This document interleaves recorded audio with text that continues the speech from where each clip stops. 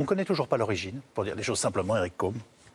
L'origine, c'est la chauve-souris, c'est absolument certain, comme pour tous les autres coronavirus. Alors le chaînon manquant, si je puis dire. Voilà. Ça. Ce qu'on ne connaît pas, c'est l'animal intermédiaire. Oui. Parce qu'on pense qu'il y a un animal intermédiaire par analogie avec les autres coronavirus, notamment le MERS, pour lequel l'animal intermédiaire est le dromadaire, le SARS, pour lequel l'animal intermédiaire est la moufette, justement, la civette, pardon, palmée. Et donc, on imagine qu'il y a un animal intermédiaire pour le Covid.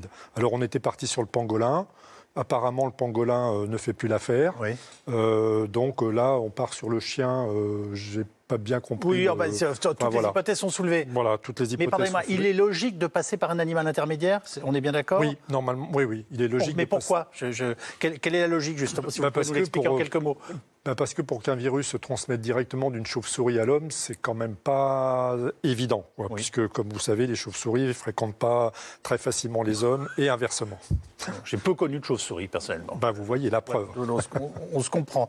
L'accident de laboratoire, c'est quelque chose qu'on est obligé d'aborder. Ouais. Est-ce que ça mérite d'être retenu? C'est tout à fait plausible. D'ailleurs, beaucoup de personnes avaient soulevé cette hypothèse en mars-avril, notamment surtout les journalistes, mais avec juste raison. J'en parle d'ailleurs aussi dans le bouquin, parce que c'est une hypothèse tout à fait possible. Vous savez que c'était un laboratoire normalement franco-chinois. Et c'est ce que j'allais vous dire. Il y a quand même quelque chose d'assez troublant là-dedans, c'est que ça a été, pour aller très vite, livré par les Français. Oui, c'est ça. Ça a été livré par les Français. Mais on n'avait pas la main mise, on laissait les Chinois faire ce qu'ils veulent dedans? Les Français croyaient que ça allait se passer en bonne intelligence avec les Chinois dans le cadre d'une véritable coopération scientifique. Et en fait, ils sont un peu fait rouler dans la farine, si je peux résumer les choses. Formidable, parce que ça vous fait rire. Excusez-moi. C'est parce qu'aussi vous me faites sourire. Ça me fait rire. Voilà, ça vous fait sourire, quoi. Oui. Non, ils ont été très habiles, les Chinois, dans cette affaire. Ils ont construit ça avec les Français, grâce à Mérieux, pour ne pas le nommer.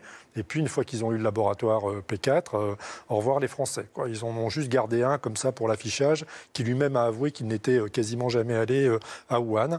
Et par contre, de l'avis de beaucoup de scientifiques, notamment américains, qui ont plus ou moins bien espionné ce qui se passait là-bas, il y a des problèmes de sécurité. Et donc, du coup, il n'est pas absurde de penser que le virus ait pu s'échapper du laboratoire. Pardonnez-moi, il y a des problèmes de sécurité. Concrètement, ça veut dire quoi? Que c'est mal tenu? J'utilise des mots simples pour qualifier des choses qui le sont certainement beaucoup moins. Alors moi, je ne suis pas dans mon domaine de compétence, vous imaginez bien. Mais c'est ce qui se dit, oui, c'est ce qui s'est dit. Y compris par des gens très sérieux. Mais excusez-moi,